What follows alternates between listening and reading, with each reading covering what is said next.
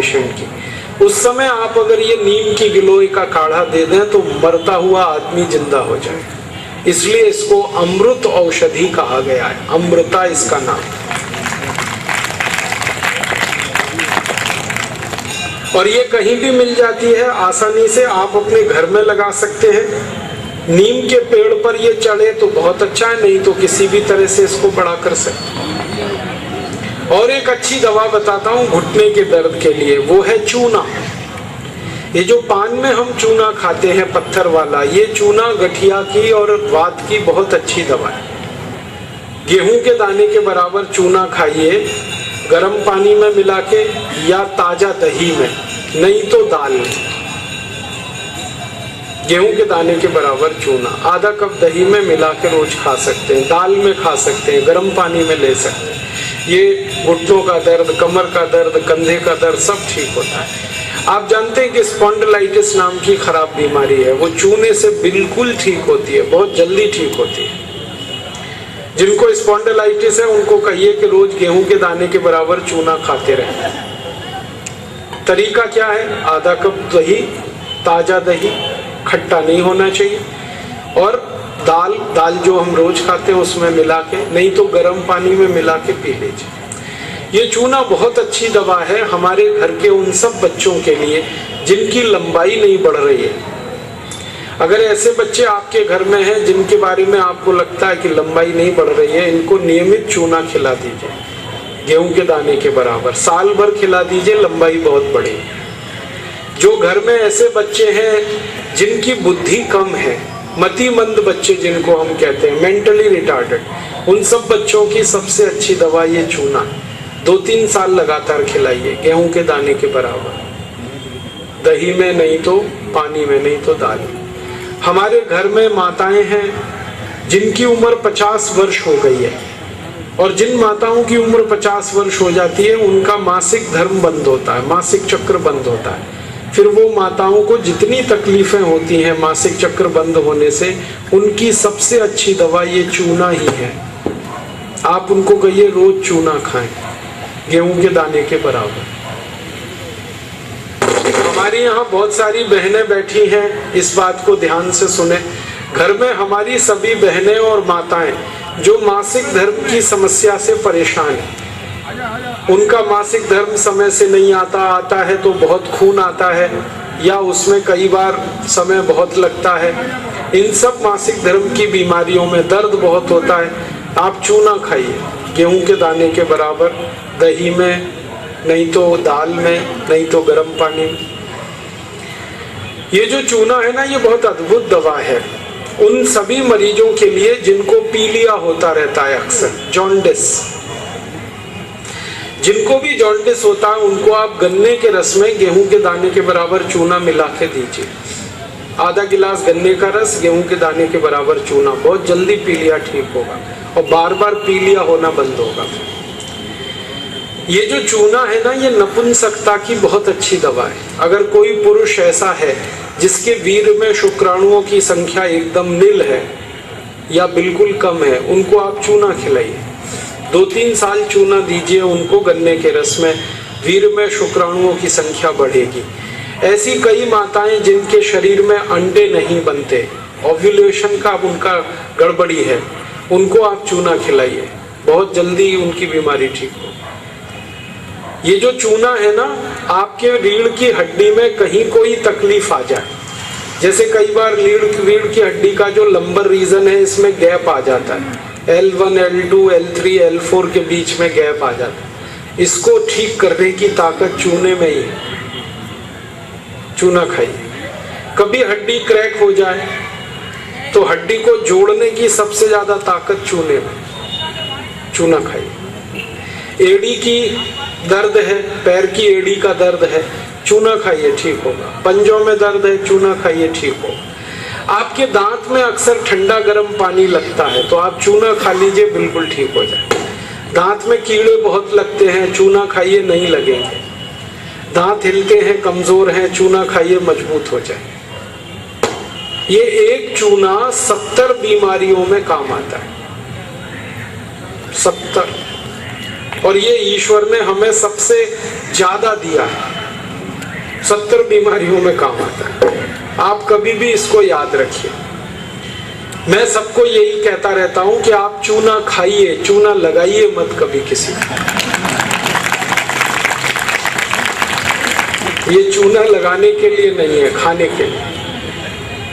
और ये चूना हम खाएं तो 2 ही बातें याद रखनी है। पत्थर वाला खाना है, पत्थर वाला चूना एक आता है, एक सीप वाला भी आता है। तो सीप वाला नहीं खाना, पत्थर वाला। और यही चूना है पत्थर वाला जो पान की दुकान में मिलता है, तो वहां से आप कभी भी ले सकते हैं। अगर यहाँ कोई किसान भाई बैठे हैं और जो गाय भैंस पालते हैं, वो मेरी बात बड़े ध्यान से सुने कि गाय और भैंस को हर दिन पानी में मिलाकर चूना दीजिए आप।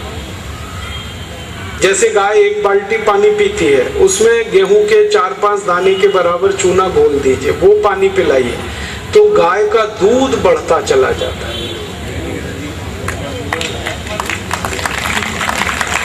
रोज पिलाइए उसको चूने का पानी। ऐसे ही भैंस है आपके पास, अगर भैंस, तो भैंस को भी चूने का पानी पिलाइए, उसका दूध बढ़ता चला जाए। और अगर आपने लगातार ये जारी रखा चूना गाय और भैंस को, तो दूध तो बढ़ेगा ही, दूध में घी बढ़ता जाता है, मक्खन बढ़ जाता है, घी ज्यादा मिलता है गाय के दूध से, भैंस के दूध से। और एक बहुत अच्छी बात बताता हूँ कि गाय और भैंस को आप लगातार अगर चूना देंगे तो वो बराबर समय से मां बनती है। आपको मालूम है कई बार गाय और भैंस मां नहीं बन पाती, हम लगातार प्रयास करते हैं, वो गर्भ धारण नहीं कर पाती, और थोड़े दिन आप उनको चूना खिला दो, वो तुरंत गर्भ धारण कर लेती है। चूना बांझपन की सबसे अच्छी दवा है। इनफर्टिलिटी, बांझपन, ये सबसे जल्दी चूने से ही ठीक होता है।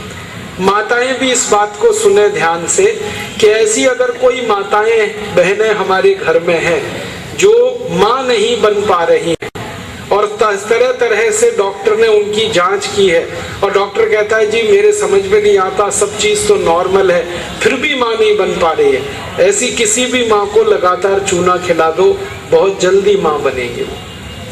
और माताएं बहनें ये बात मेरी हमेशा याद रखें कि ऐसी कई माताएं होती हैं जो गर्भ धारण तो कर लेती हैं, लेकिन महीने 2 महीने में गर्भपात हो जाता है उनका, कोई कारण हो सकता है, 1 महीने में किसी का 2, किसी का 3 महीने में गर्भपात हो जाता है। ऐसी सब माताओं को चूना खिलाइए, कभी भी गर्भपात नहीं होगा। और मेरा तो सब माताओं को ये कहना है कि जब भी कोई गर्भवती माँ हो अपने घर में, तो उसको हर दिन चूना खिलाइए ताकि गर्भपात ना हो और बच्चा स्वस्थ हो। तो ये चूना कैसे खिलाएंगे? गेहूं के दाने के बराबर चूना 1 कप अनार के रस में मिला के पिलाना। माँ को, गर्भवती माँ को चूना चाहिए अनार के रस के साथ। क्यों अनार का ही रस? क्यों? अनार के रस में सबसे ज्यादा आयरन होता है, लोहा, और चूने में सबसे ज्यादा कैल्शियम होता है। और गर्भवती माँ को आयरन और कैल्शियम, इन्हीं 2 तत्वों की सबसे ज्यादा आवश्यकता होती है। तो अनार का रस 1 कप ले लें और चूना गेहूं के दाने के बराबर हर गर्भवती माँ को 9 महीने तक दे दीजिए आप, सुबह खाली पेट। तो 4 फायदे होंगे इसके। पहला फायदा होगा कि बच्चे के जन्म के समय माँ और बच्चे को कोई तकलीफ नहीं होगी। दूसरा फायदा क्या होगा? बच्चा जो पैदा होगा वो बहुत हेल्दी होगा, बहुत स्वस्थ होगा। और तीसरा फायदा पता है क्या होगा? वो बच्चा बहुत इंटेलिजेंट होगा, बहुत ब्रिलियंट होगा। जिसकी माँ ने चूना खाया 9 महीने, उसकी IQ लेवल बहुत ऊंची होती है। और चौथा सबसे बड़ा फायदा ये होता है कि वो बच्चा जीवन में कभी भी किसी गंभीर बीमारी से परेशान नहीं होगा। बस हमें क्या करना है? हर गर्भवती माँ को 1 कप अनार का रस और गेहूं के दाने के बराबर चूना मिला के पिलाते हैं। मैंने देखा जितनी माताओं ने अनार का रस और चूना लिया 9 महीने, किसी को ऑपरेशन नहीं कराना पड़ा, सबकी डिलीवरी नॉर्मल डिलीवरी हुई, और बच्चा सभी का स्वस्थ और तंदुरुस्त, और वो बहुत होशियार और इंटेलिजेंट। और जीवन में बीमार ना पड़े। ऐसी बढ़िया परिणाम हमें मिलते हैं अगर किसी माँ को हम चूना खिलाएं। तो आप ये चूने के बारे में याद रखिए, ये बहुत कीमती दवा है। हालांकि इसकी कॉस्ट कम है लेकिन वैल्यू बहुत है इसकी। सस्ता मिलता है, 50 पैसे में इतना चूना मिल जाएगा कि 2-4 महीने खा सके, क्योंकि भगवान ने प्रचंड मात्रा में हमको ये दिया है। इसे याद रखिए। बस एक ही व्यक्ति चूना ना खाएं, एक सावधानी है इसमें। जिनको पथरी की बीमारी है, जिनको गॉल ब्लैडर स्टोन है, वो चूना ना खाएं। जिनको किडनी स्टोन है वो चूना ना खाएं। जिनको मूत्रपिंड में पत्थर है वो चूना ना खाएं, बाकी सब खाएं। अब आप पूछेंगे अगर ये पथरी की बीमारी है तो इसकी भी दवा बता दो। अगर आपको गॉल ब्लैडर पित्त की थैली में पथरी है तो इसकी सबसे अच्छी दवा है सेब का रस पिए। सेब जो बाजार में मिलता है, इसका 1 कप रस रोज पीना खाली पेट सुबह। 6 से 8 महीने में पित्त की थैली की पथरी गल जाएगी। और अगर मूत्रपिंड में पथरी है, किडनी में पथरी है, तो इसके लिए गोमूत्र पीना रोज आधा कप, तो मूत्रपिंड की पथरी गल के निकल जाए। अब मैंने इतने सारे इलाज आपको बता दिए सिर्फ इस उम्मीद में कि आप ये दूसरों को बताएंगे, और आप ये सबको बताएंगे तो हर व्यक्ति स्वस्थ और निरोगी रहने का आसानी से कोई ना कोई उपाय अपने जीवन में अपनाएगा, और हर व्यक्ति स्वस्थ और निरोगी हो जाए, यही हमारा उद्देश्य है। भारतीय संस्कृति का एक सूत्र वाक्य है, सर्वे भवन्तु सुखिनः सर्वे सन्तु निरामया सर्वे भद्राणि पश्यन्तु मा कश्चित् दुःख भाग् भवेत्। सब सुखी हो, सब निरोगी हो, किसी को कोई दुख ना हो, हर एक के चेहरे प्रसन्नता से खिले हुए हो, यही भारत स्वाभिमान का उद्देश्य है। और इसी उद्देश्य को पूरा करने के लिए हम गांव-गांव जा रहे हैं। हर व्यक्ति को ये आयुर्वेद के बारे में थोड़ा बता रहे हैं। आपको अगर और ज्यादा ये चाहिए ज्ञान तो आप इसको ले सकते हैं। हमारा आस्था चैनल है, इस पर रोज शाम को 9 बजे से 10 बजे तक एक कार्यक्रम आता है, उसका नाम है आयुर्वेद एवं जीवन दर्शन। ये कार्यक्रम आप रोज देखिए, रात को 9 बजे से 10 बजे तक, और यही कार्यक्रम सुबह 7:30 से 8:30 दोबारा आता है। इस कार्यक्रम में हम बताते हैं कि क्या क्या औषधियां हैं जो आपके घर में है, घर के आसपास में है, और कितनी बीमारियां उनसे आप ठीक कर सकते हैं। अगर ये कार्यक्रम आप रोज देखेंगे तो ये पक्की बात है कि आपको कोई एलोपैथी दवा खाने की जरूरत नहीं पड़ेगी। हमने इस विषय पर एक पुस्तक भी बनाई है, उसका नाम है जड़ी बूटी रहस्य। ये पुस्तक हमारे पतंजलि चिकित्सालय में मिल जाती है। रायगढ़ में हमारा पतंजलि चिकित्सालय है, आप कभी भी वहां चले जाइए और ये पुस्तक ले लीजिए, जड़ी बूटी रहस्य। इसमें हजारों दवाओं का ज्ञान दिया हुआ है। मैंने तो थोड़ी सी बताई है, लेकिन इस पुस्तक के माध्यम से आप हजारों दवाओं की जानकारी ले सकते हैं। और एक छोटी सी बात और हम कहना चाहते हैं आपसे कि आप जो कुछ इस पुस्तक से प्राप्त करें वो दूसरों को बताते हैं, क्योंकि ज्ञान की यही भारत में परंपरा है।